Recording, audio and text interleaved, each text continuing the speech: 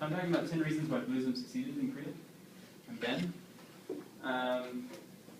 first, first, I just want to touch on the history.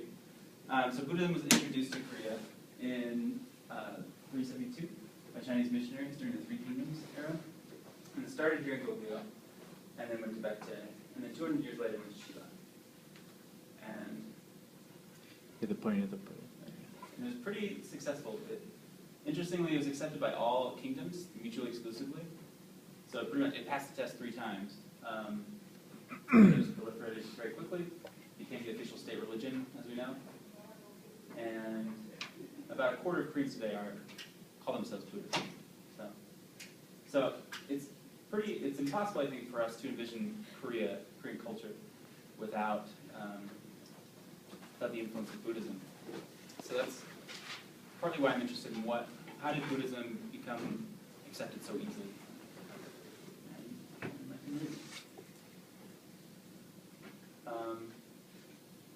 Okay, so Buddhism wasn't seen as a replacement to indigenous shamanism.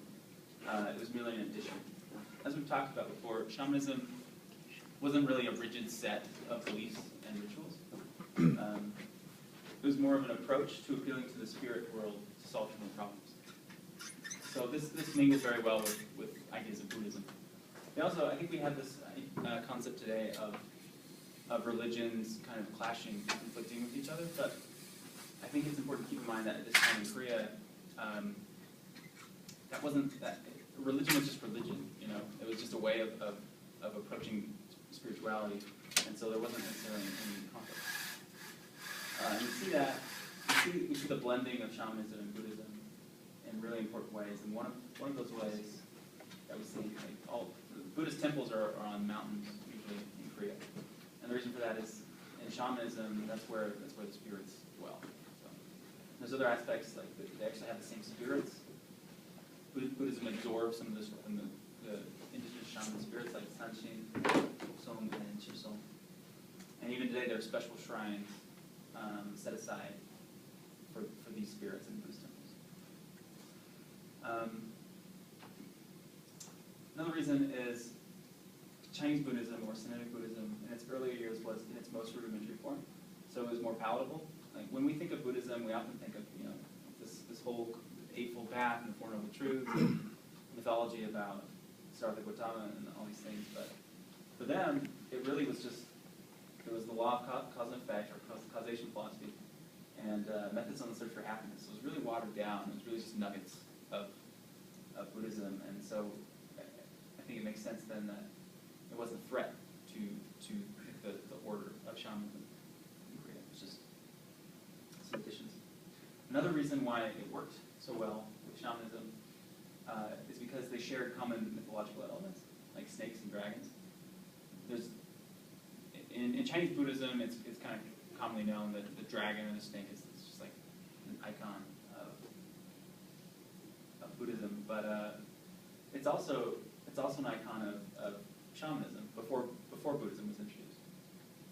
You find there's over 10 myths, pre-Buddhist myths about dragons, and we also know that shamanism saw snakes as valuable spirits of the water.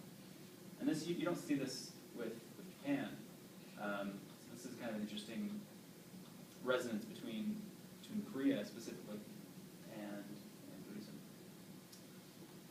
Another reason is early Koreans didn't really know the difference between Buddhism and Confucianism. They saw them as one. They lumped them together, really. It's just this one Chinese religious and scholastic thing. Like now, obviously, there's a lot of tension between these two ideas, but at the time, it was seen as one Chinese thing. And there's evidence of this with Baekje King, who said, Dharma Buddhism is preeminent among all dharmas. It's difficult to understand and difficult to assess. Even Confucius wasn't able to know, implying that there's some expectation for Confucius to understand Buddhist Dharma, because it was lumped together the same thing. Another reason is Koreans sought to adopt and propagate the Chinese writing system.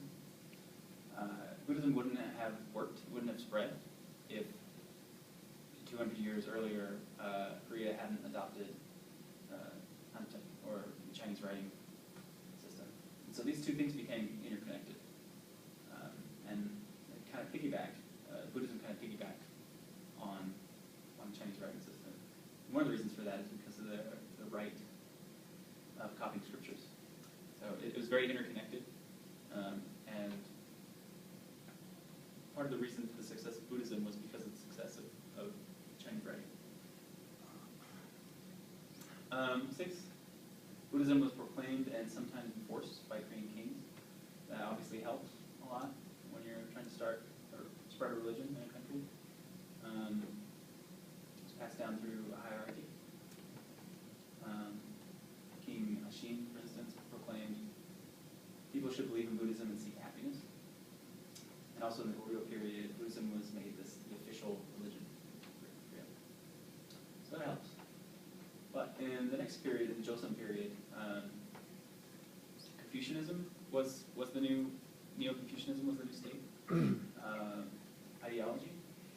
And so Buddhism was repressed. But during that time, commoners retained Buddhism because they weren't allowed to participate in like education or government or other social activities. So it was pretty much the only thing remaining for their sense of education or spirituality or self-actualization. This is the same reason why you have why most shamans today are women, because during this time, women weren't really allowed to participate in government or in education. So this was their only really means left over. Number 8. This helped get Buddhism off the ground again after Joseon, when Buddhism was really low. It was when Buddhist monks helped repel Japanese invaders during 1892 and 1898. And at this time, the government was really weak, so leaders organized Buddhist monks into an army, and their presence was really a critical factor in the expulsion of Japanese invaders. So this was really a turning point again, Buddhism. Number 9, Korean Buddhism was flexible throughout the centuries. If Buddhism hadn't have been, if it would have been really rigid, I don't think we'd see the same amount of influence that we see today. But for instance, during the Japanese annexation, Korean monks actually changed their practices in order to adapt to Japanese policies. So for instance, celibacy. Traditionally, Korean Buddhist monks were celibate. But with the annexation by Japan, monks would marry and have children in the Japanese fashion. So it was really flexible, and I think that was one of the big reasons why it was able to be retained. And lastly, most recently, as Korea accepted Christianity, Buddhism absorbed Christian-style proselytization.